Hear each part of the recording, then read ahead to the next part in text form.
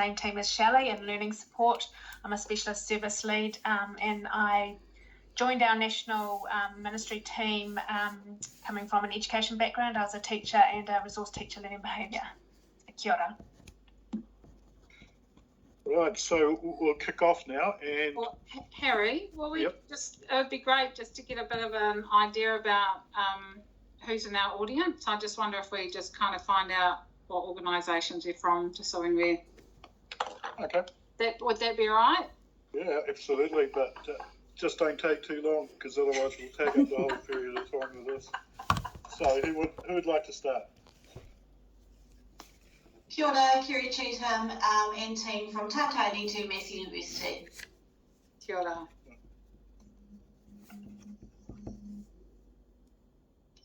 That's a free-for-all. Libby? Libby Garworth from Core Education. Kia ora. Perry Rush? Kia ora, Perry and Yvonne Lim from Tui Tui Learning Circle, University of Auckland.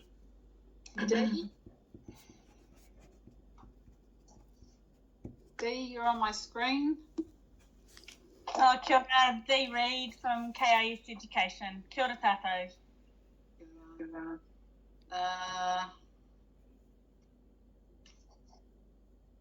Kia ora, Letitia Pickle and Carmen from the University of Canterbury, and I can't see who's with Carmen, but right, thanks. Leslie?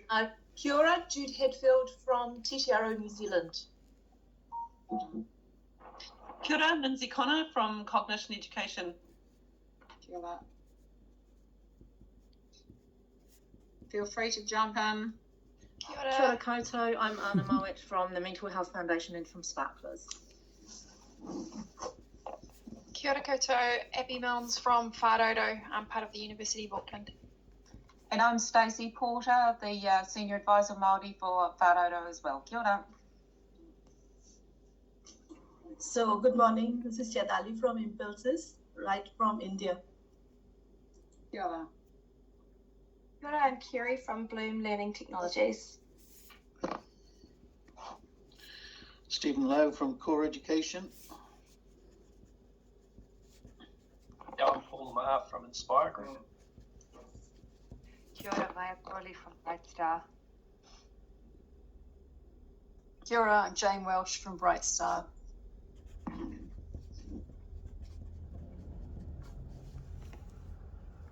Kia ora, I'm Kelly Barrett from Enriching Education.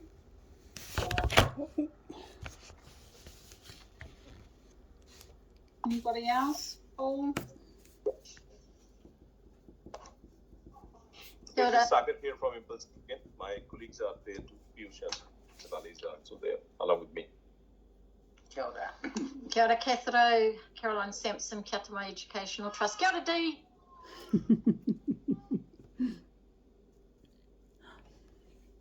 Matthew Miller from Wavelength, part of Cognition Education.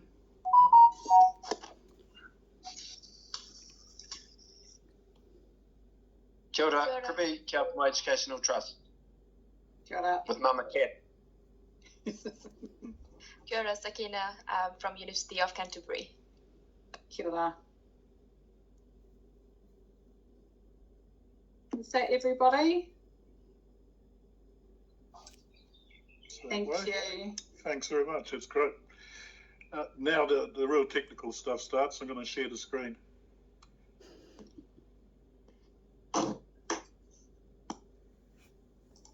Harry, I noticed a question that somebody asked about this being recorded in the chat.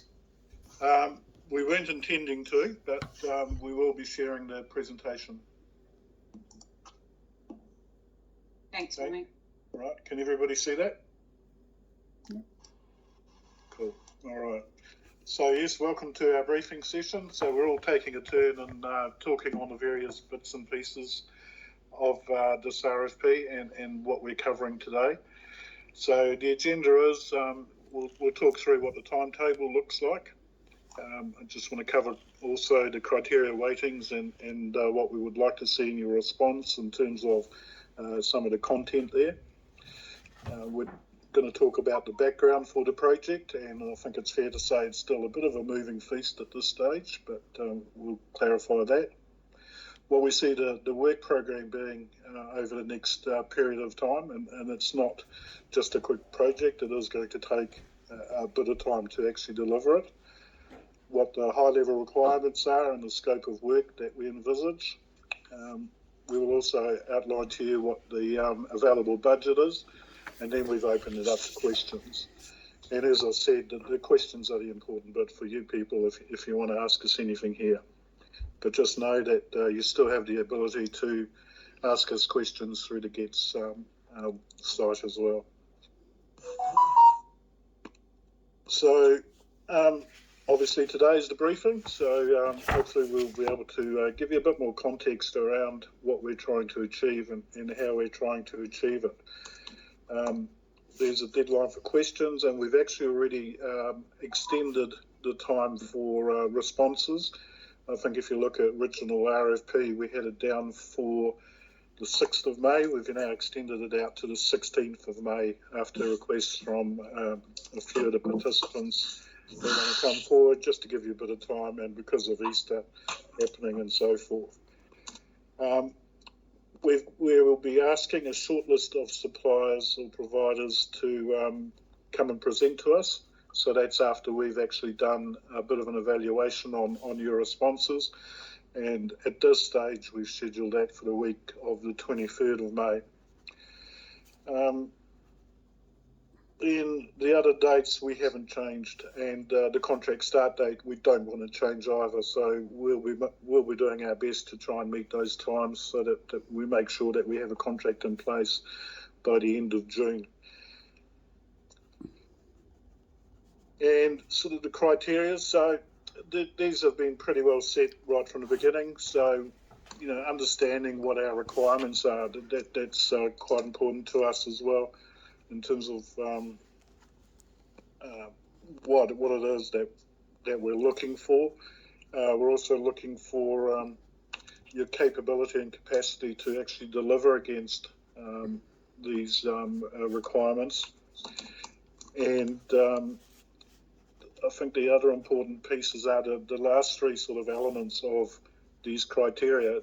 Do give us examples. We'll be looking at that to understand what your capabilities are and what you can provide us. So anything that you've done in the past will be quite useful in that sort of regard. So for the next one, and now for the background to the project. That's you, Shelley. Yeah, sorry. Thanks, Harry, for that. I'll unmute myself again. Yes, this project started as a result of the changes in the Education and Training Act that came into place in 2020, and it included changes to the framework for using physical restraint. We previously had legislation in place in 2017 with guidelines and rules. So we have worked to develop new rules and guidelines in relation to the changes in the Act to minimise the use of physical restraint, except as a last resort to prevent prevent imminent harm. So the rules that were developed include mandatory training to build the capability of teams around students so that we can understand and respond to students' needs by providing training and resources and supports for school staff. The guidelines provide further clarity about what steps that teachers and staff can do to prevent, to de-escalate and safely respond to student distress. And we know from our data that Māori have been disproportionately impacted by the use of physical restraint in our schools, and all our work needs to have a Te Ao Māori lens and focus for achieving better outcomes for Māori students and to minimise use of physical restraint. Kia ora. Got the next one too, Shelley. Okay. Harry. So in order to support the development of the rules and guidelines, a physical restraint advisory group was established, and together we've updated the rules and the guidelines, and the physical restraint advisory group had wide representation from the sector.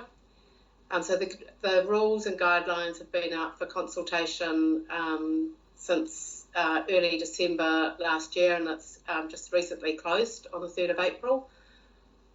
We also, as part of the requirements in the Education Act, we were also asked to consult with children and young people. So we have engaged Litmus to do that for us, and we have asked them to talk with children and young people in whānau about what being safe, calm and included at school means for them. And so they are talking with children and young people now, and we hope that a report will be ready for the Ministry on the 31st of May about what they have to tell us. And the online training modules and webinars, we hope, will include findings from that consultation and engagement process. Kia ora. As Harry alluded before, that's the kind of bit of a changing, that we don't have a finalised product at the moment because we haven't analysed the feedback or incorporated it into the draft guidelines yet. So that's still a piece of work that we need to do, and a large portion of that will be applying a Te Ao Māori lens across the guidelines. So what we need from a supplier is to someone who will partner with the ministry to help us kind of work through what it is that we need once we have the findings and all of our themes that have come through. And so what's been important to teachers, school staff, principals, boards of trustees, whānau, children and young people and their parents, whānau and caregivers. So what we're needing is someone who will help us step through a pathway or a competency pathway, I'm not sure what we call it, where we create some core modules and leading through to some more enhanced learning. And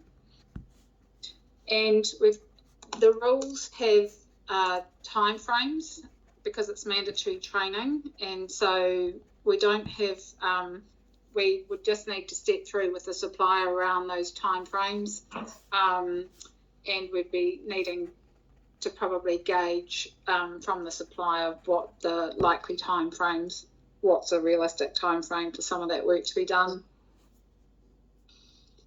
I think we're on the next one, Harry. So yeah, so overall we're needing a bit of a plan, some costings and timings, and I think as it was in the RFP, we thought we need a framework for delivery of the integrated training modules that also build upon some of the work that the ministry already has underway, and things that teachers might already have, so we don't duplicate. We're creating things that either refer to other learning or embed or weave through some of the things that we already have existing. And how we do that, we're thinking online learning, hosted webinars, and if they're hosted, making sure that we've got facilitated guides and plans. And we really need to establish a way to somehow credential the training. This will be hosted on the ministry's website, but our long-term goal is to make all of this training really accessible.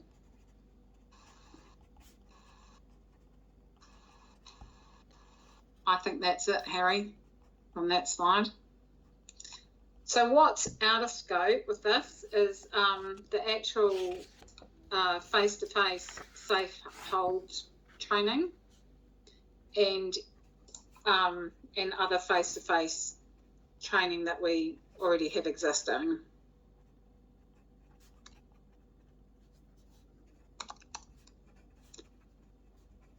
Our budget. So this year, for getting things started, we've got 750,000, and then in the 2022-23 financial year, we'll have a further 2.725 million, and we're yet to get our art year's budget confirmed.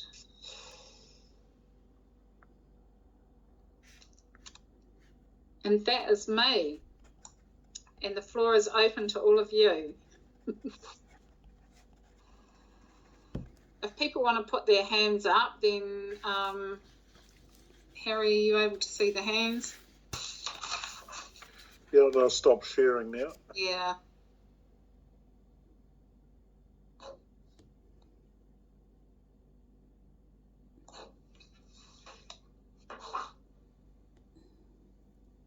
You have to do the stop presenting button. No.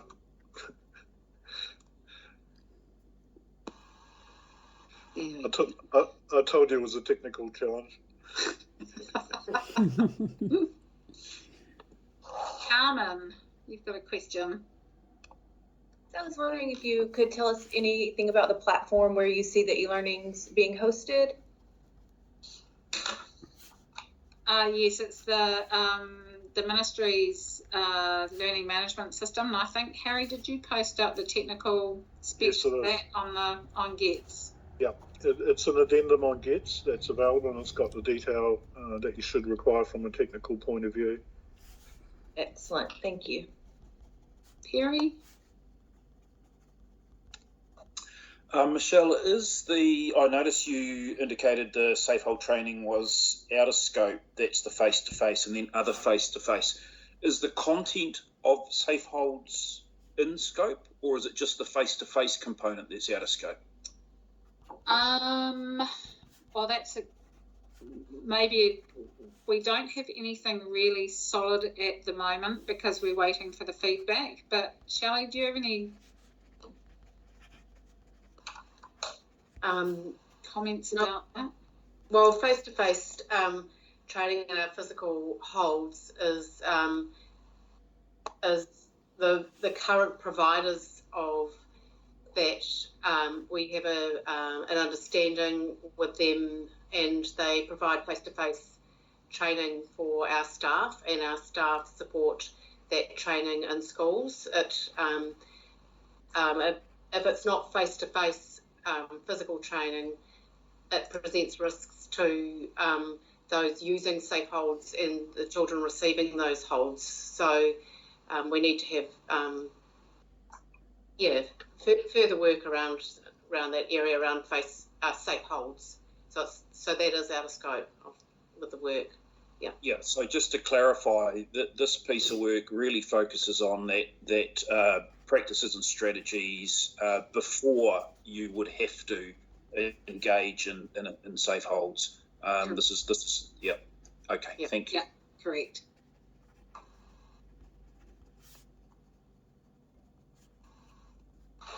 Any other hands up? Lindsay. Kia ora. I'm just wondering, are there any preferred sort of psychological frameworks? And you mentioned training multiple times, so I'm just wondering, could you talk to two things? One, is there a preferred psychological framework? And two, in terms of training versus education, which is knowledge and application of knowledge and understanding, versus training, which might be skills. So can you just talk to those a little bit as well? Yes, I can, because it's a legislation term, so we're only using it from that perspective. So yes, it's learning and teacher learning, but really good comment there. So Lindsay, too, the framework that is in place is the framework and as you go through the guidelines. So it is whole school approaches right through to an individualised response around a team supporting a child. So that in a sense is the framework as you go through the guidelines to support everybody. Things that have come through though are things like trauma-informed practice. Any other kind of existing frameworks that people wanted to see woven through? Can you remember, Shelley? I think there was a variety of different ideas and supports. I think the overarching consultation themes was that the guidelines provided clarity for many people about how to minimise physical restraint. Yeah, I guess there's differing frameworks and interwoven within that throughout. So it's not just a one framework approach. It's how we pull all the knowledge that we have. Prevention, de-escalation. Yeah.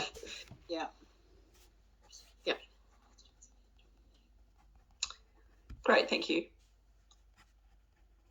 Perry, have you still got your hand up from before? Yeah, just another question, Michelle. Just around the significant body of work and knowledge around our neurodiverse tamariki and rangatahi, and I'm just wondering about our neurodiverse community and whether these whānau are in scope in terms of this piece of work. Shelley, that from my perspective, it's a definite yes. Definitely yes, and it's not. It's also pulling on. It's recognising too that work exists, and we have supports that can be drawn on. From what's previously been developed. So there is an expectation to take that into account as well. So it's not. So it's pulling on that work too, and drawing on that work.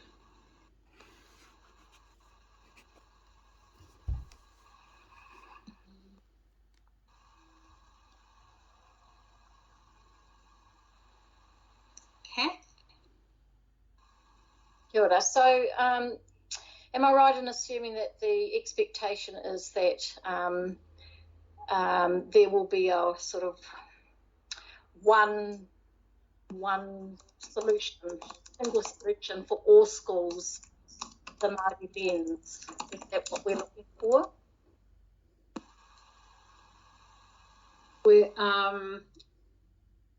We're looking for one supplier who can meet all of the requirements of this work. I was the one that posed the question, gets around Māori medium specific responses and where that fits into the scheme of things. Yes, so that wasn't. I'm not sure how we haven't gone out from one perspective with the consultation. So this is designed for English medium, not specifically a space for Māori medium, because I'm all I'm going to say is we would have a completely different approach to what I'm actually hearing. I don't see a good fit for Māori medium in what's being requested, nor the way that it's languaged up. Yes, and that's one thing that we are going back to, not going back to look at, but we are looking at now with the guidelines. So we're seeking advice on taking a Te Ao Māori lens across the guidelines, but then what that means with the supplier, we're not quite sure whether we would be needing to contract. We want that to come through all of the work. So I'm not sure what that looks like or feels like at the moment, but we are getting some advice. So what does that mean for a Māori medium provider like us who don't take a Te Ao Māori lens for our particular settings? There is no lens, it's just the way that we are and the way that we choose to work with our mokopuna. So how does that sit with what you're requiring? I'd say that we need somebody who can supply all of the requirements across the board, who can pull through all the threads of our requirements. So you mentioned one supplier. Does that mean that you would look at consortium if the one supplier doesn't have that expertise? We would be expecting that supplier to subcontract in as part of their project, the expertise that they would need. Okay.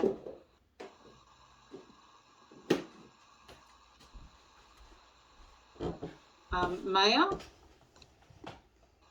Yeah, kia ora. So just a question particularly about the pricing structure. So I noticed that a common theme through what you've been saying and what a number of other people have been saying as well is around the real importance of consultation and understanding what's already been done, what's underway, and forging a way for what needs to happen next. But I was just curious as to really the scope for stakeholder engagement and consultation within the proposal, given the pricing structure seems relatively focused around program delivery.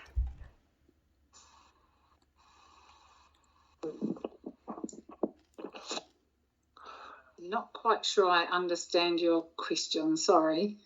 Oh, just when I was looking at the pricing structure, to our way of understanding it, it looked like the first chunk was focused on the delivery of the e-learning, whereas I was curious about the extent that the consultation, the stakeholder engagement, the time taken to understand and link in with work that's already underway was actually accounted for in the proposal pricing structure.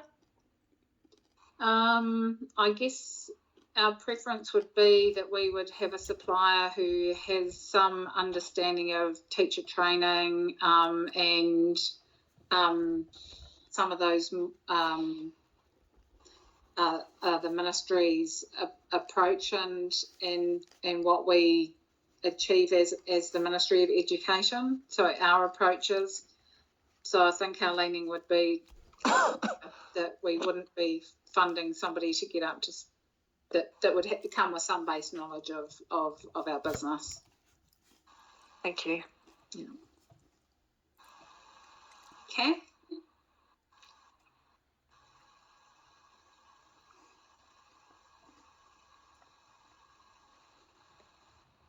Kath, is your hand up from before, or have you got?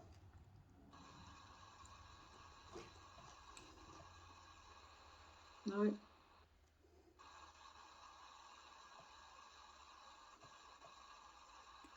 Any other questions? I don't have any other. Oh, yep, there's another hand up. Can't see them though. Shane, thank you. Kia ora, Kerry. This question leans into Kath's question as well. Can you just describe the mandatory part, whether there's links to registration criteria, that sort of thing? How far does this actually go? Shelley, I might let you answer that question. It's not mandatory to be a teacher, but it's my understanding is once it's available, there'll be a cohort of people that will need to undertake the training. Yeah, so in the rules, there are certainly expectations that teachers will have an understanding of the rules and guidelines and undertake training in relation to understanding how to minimise physical restraint, understanding about behaviour, understanding about support plans. So that is,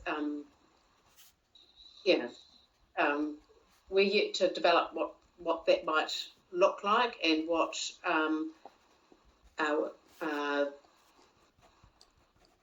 important. I guess that we'll be working with the provider around those core sections of work. Yeah. one more question related to that then. So has the work been done to legislate that if it's going to be mandatory, or is that's going too far?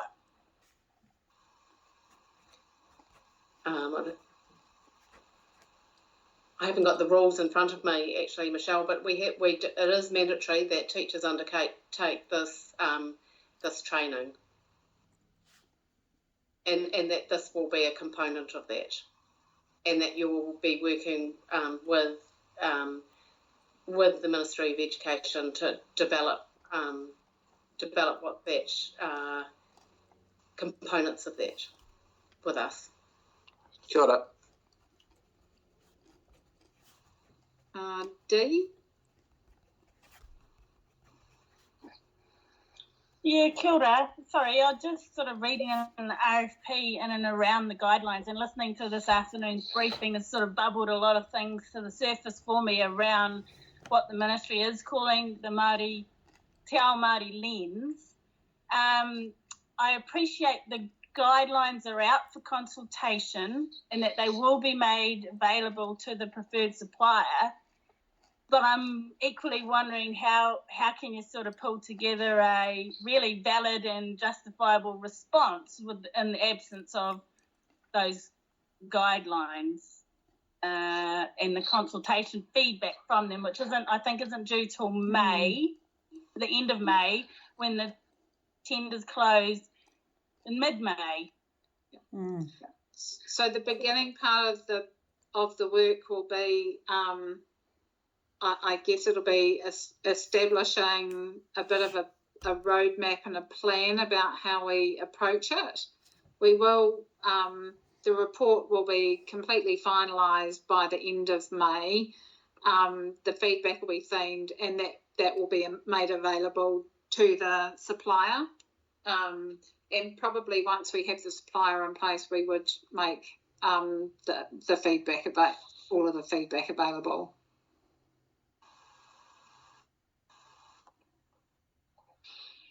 Cool. Kapai, thanks for that clarification. Is there anything further to that you want to ask? No, I probably just need time to digest. I've still got a lot, that is bubbling around this. And, in my heart of hearts, I'd like to think there would be a special response for Māori medium, starting with the Te Ao Māori lens rather than some predetermined guidelines that are out for consultation and then a Te Ao Māori lens transposed sort of over that. So I'll just be honest about that. So tautoko Kath's sentiment in her questions before and around that. So just my 5 cents in the here and now about that. Kia ora. Take that on board fully.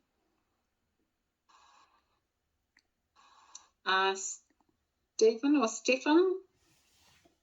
Yep, Stephen, that's me. Hello. Can I ask if you'd expand just a little bit on the credentialing?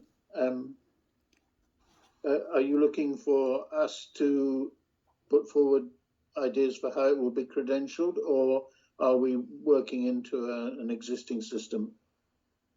I think we just need some way that teachers can, or staff can have a way of saying that they've undertaken the training, and so some way of acknowledging that, but we don't. Yeah, options. We're looking for some options. Look, thank you. Yep. Thanks very much.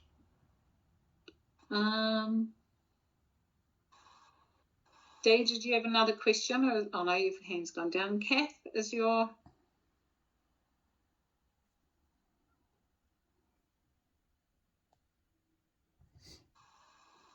Sorry, that's no.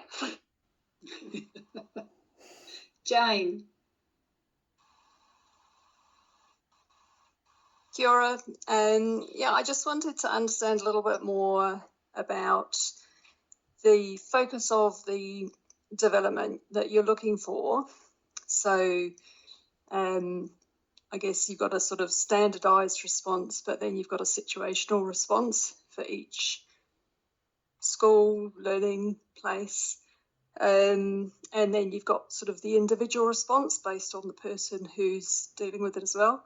So how do you see this program working across those different applications?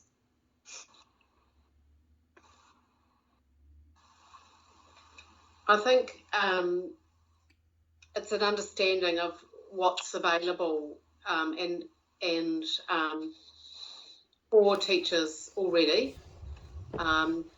It's also developing further content that teachers might need to understand, for example, behaviour, to understand trauma, to understand how to develop teams.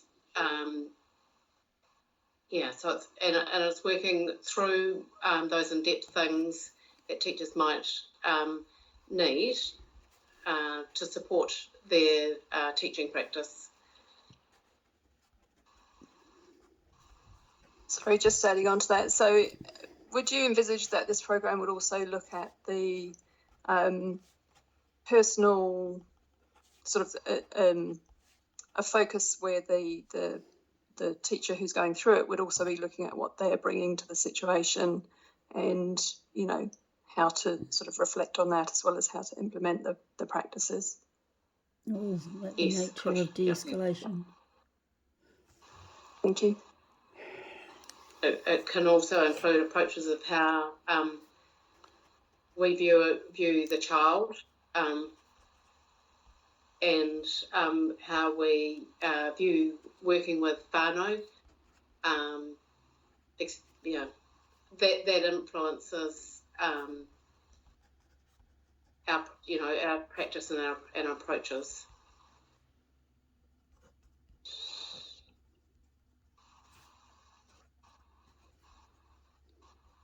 Stephen, did you have another question? No other questions from me at this time. Thank you.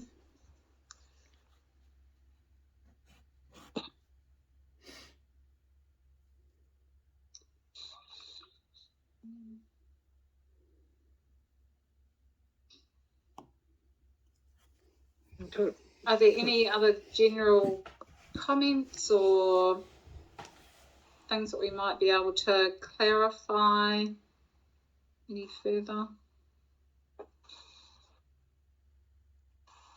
Libby? Yeah, you know how you've changed the wording. You know, we've had in the GATS in the last week, there's 2 questions that didn't match the evaluation framework.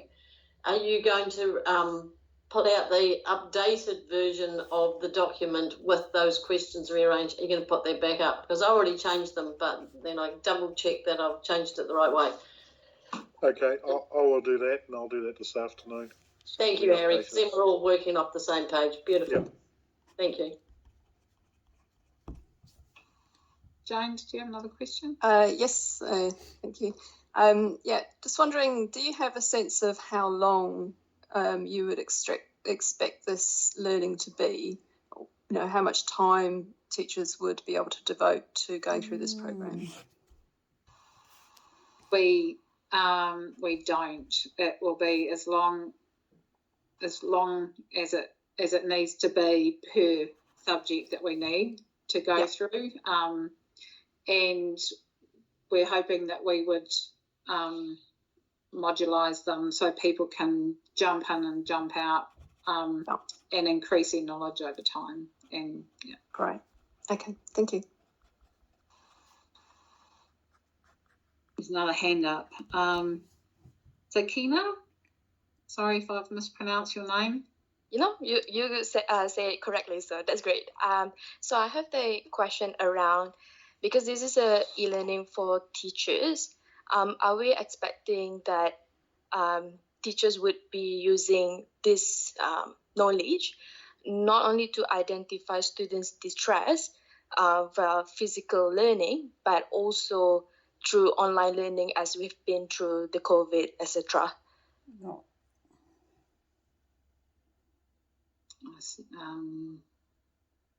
It would be for its teachers and schools staff to do, not to be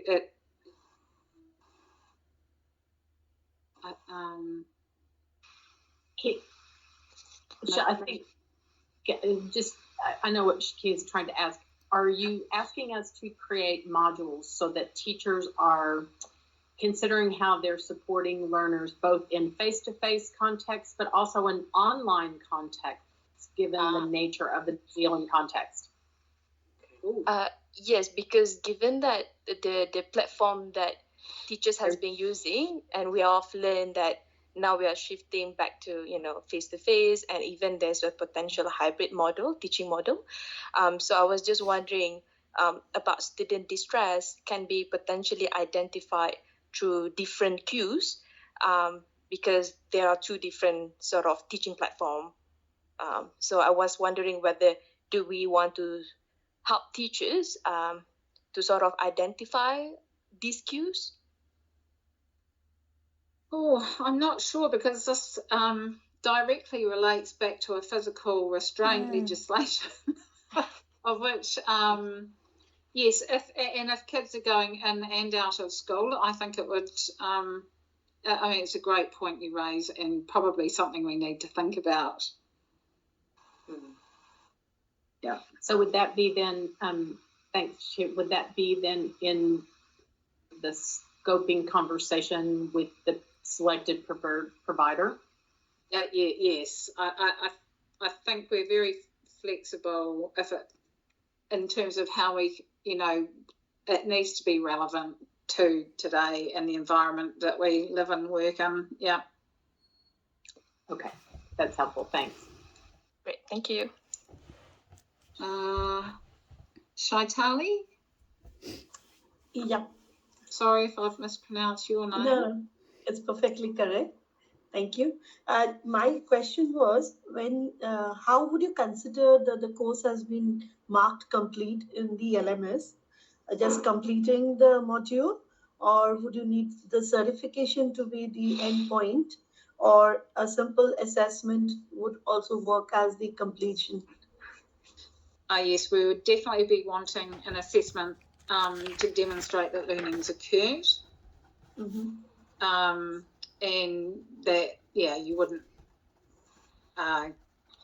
receive a credential unless you've completed it and passed it and demonstrated that that you've learned, or that there's been some learning that's occurred.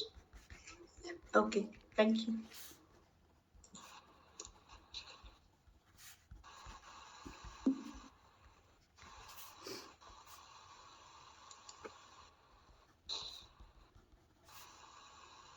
Any other hands up? Shaitali, no, there's somebody up. Matt.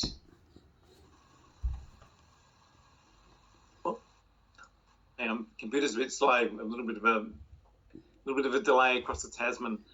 Just a question on the enhanced modules, which you've got listed down there. Talk about the core modules and the enhanced modules. Are they planned to be outlined now and developed next year, or in a plan, or all developed together? How do you see that progressing? I kind of see it as a bit of a rolling, that probably we would need to pilot the first lot, see how they go, see if they're pitching at the right levels, and adjusting as we get feedback and things. So I imagine we wouldn't have everything rolling out together. When you talk about enhanced, it brings two things to mind, whether it's just an e-learning solution, well, I say just, whether it's an e-learning solution or a more immersive e-learning solution as an enhanced part of it, or is it just up to the company who is selected to do that?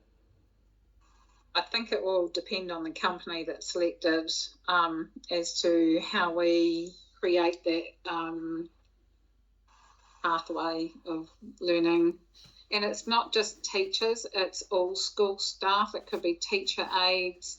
So we need to pitch things at different levels, probably, and making sure that we're starting at the right level for everybody to be able to undertake the training. So learning. Sorry, is there anybody who has contact with students? Could it be not only teachers of the day, but admin staff that do have contact with students? It could be any authorised staff who do physical restraint, teacher aides, teachers. Who else, Shelley? Well, I guess it's open to school staff who are supporting children in the school setting. So we're open to who receives that training. Yeah. I only asked because we've done something similar over here, and there was a module between that and people like school counsellors or people that were brought in for professional areas in schools, where there might be a speech pathologist. So the training was a little bit different in how it was to be presented.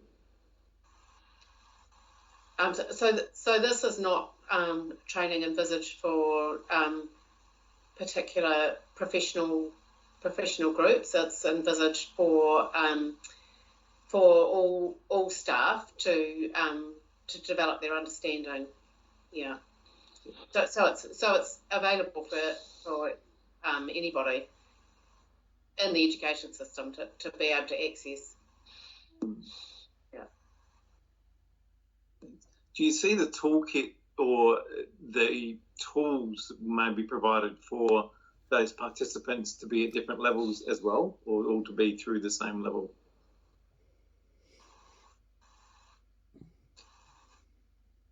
So I think the learning modules are. I'm not particularly sure what you mean by tools. So the learning is accessible for those who need it and want to access that. So if you need more knowledge in a particular area, so our staff across the school system will have different levels of understanding and experience. So it's to enable teachers to be able to access what they need across like a core set of things, and then if they need further understanding or want to understand more about certain things, they can access that. So it's not particular to a profession, it's particular to everybody in terms of their context and what they want to know more about. Thank you. Lindsay. Just following on from Matt's question, I think it's around the enhancement. Is the enhancement to do with expanding the knowledge and depth of understanding, you're nodding, versus enhancement from a technological point of view, which would be having more digital animations and, so that's the question. I see. Yes, So- no, it's from the learning. It's a pathway, learning pathway with, yes. Cool, thank you. Thanks for clarifying. Oh, thank you for clarifying that. Yeah.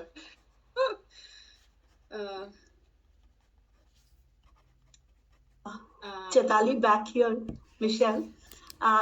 Another question I had, do you have content available right now? Because we were talking about face-to-face trainings happening a bit. So is there any content available right now which we could take a glance at or something, or the content will be developed as we go? The face-to-face training is through another supplier, and we can share the link to that provider's to their information. Would that be? Yeah, that can be the starting point for us. So Yeah. get an idea what is happening. That's a safe hold training. Yeah. Okay.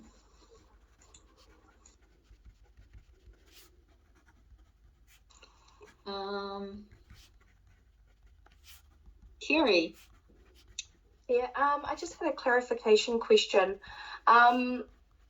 With the, what are we looking at? Potential for webinars, are you looking for the provider to run those, facilitate those, or is it more of a train the trainer and we'd be working with MOE facilitators and training them on how to successfully run those webinars, if that was part of the package?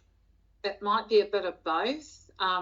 It might be that as we roll them out, we might need some support as we roll them out, but also teaching and supporting to the ministry as well. Thank you. Jane. Kia yeah, I wanted to understand, do you want this project to also examine the systems that could be exacerbating distress in a school or an environment as well? Is it to go to that level?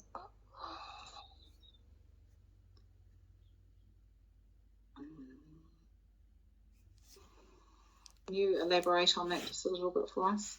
Yeah, I guess that, you know, so where you might have a student who's distressed, there's, you know, I guess teaching people about the use of restraints, but is there also room in this to examine the systems that could have contributed to why that student is distressed? Yes, absolutely. I think that is the focus of what we're trying to achieve. It's not on the safe holds, it's on everything that will prevent that from happening. Yep. Great, thank you. Thank you. Jude, you popped up on my screen and you kind of look like you might want to ask a question. But don't want to put you on the spot. No, I'm writing a few things down, but I don't have a question just yet. Okay. Thanks.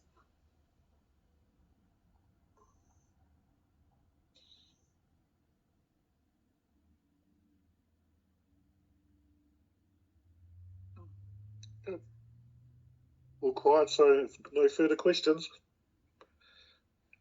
All right. You can go back through Gets, yeah, and then Harry and I and Shelley and Vonnie all talk together. And as we said at the beginning, we'll send through the slides that we put together, and we'll also summarise the questions and the answers that were given today and send those out as well, so that everybody's got those together too. Okay. If there's no further questions, we'll stop it there, and remember to use Gets if you want more answers to any of your questions. Thank you, everybody. It was really lovely to meet you all. Thank you. And Thank Dee, you if you very want much. to touch base at all, Dee? Kia ora. Kia ora. If you want to have a discussion at all, we're happy to touch base. Yeah. Kia ora. Kia ora. Thank you. Kia You got ora, my thank email. Thanks. You've got ours. If you want to just even put it through the Gets, we could have a chat. We can come back to you if you give us your number. Yep, absolutely. I'll go through the formal channels. So, yeah, thank you for that. I'll word it carefully. Oh, no, it's all good. Yeah. And Bye-bye. thanks for your comments today. All good. Thanks for the time and space to get clarity. Thank Kia ora. you. Kia ora.